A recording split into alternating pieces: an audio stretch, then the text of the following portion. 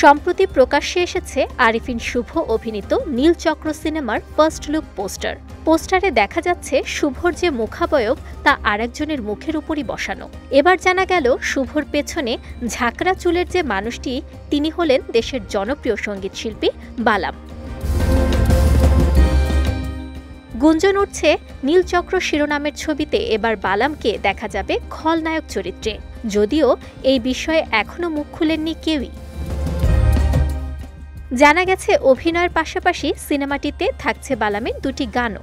একটি গান সুর ও সঙ্গীত পরিচালনার পাশাপাশি গেয়েছেন গায়ক নিজেই, আরেকটি গানে শুধু সঙ্গীত আয়োজন করেছেন বালাম, যেটি গেয়েছেন র্যাপার সাফায়েত। সঙ্গীত জীবনে বালামকে এর আগে ছোট পর্দায় দু একটি নাটকে দেখা গেছে, কখনো আবার স্ত্রীসহ টেলিভিশন নাটকে হাজির হয়েছিলেন তিনি। তবে চলচ্চিত্রে এবারই প্রথম কাজ করতে চলেছেন তিনি। তবে ছবিতে বালামের চরিত্রের দৈর্ঘ্য নিয়ে পরিচালক ও বালাম কেউই কিছু বলতে চাননি। এটা অতিথি চরিত্র নাকি দীর্ঘ সময় ধরে পর্দায় থাকবেন তিনি, তা নিয়ে সংশ্লিষ্ট ব্যক্তিদের মুখে যেন কুলোপাটা। এ প্রসঙ্গে জানতে চাইলে বালাম বলেন, কি করেছি এখনই কিছু বলতে চাই না, তবে এমন কিছু হয়েছে যা আগে কখনো হয়নি।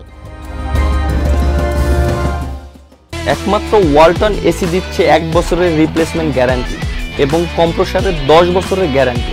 সমসাময়িক ডার্ক প্যাটার্নের গল্প নিয়ে নীলচক্র নির্মাণ করছেন পরিচালক মিঠু খান। ফিল্ম ফায়োস প্রোডাকশন প্রযোজিত ও ফিল্ম লাইভ প্রোডাকশন নিবেদিত সিনেমাটিতে আরিফিন শুভর সঙ্গে আরও অভিনয় করছেন মন্দিরা চক্রবর্তী, ফজলুর রহমান বাবু, দীপান্বিতা মার্টিন, শাহেদ আলী, টাইগার রবি, মনির আহমেদ শাকিল সহ অনেকে।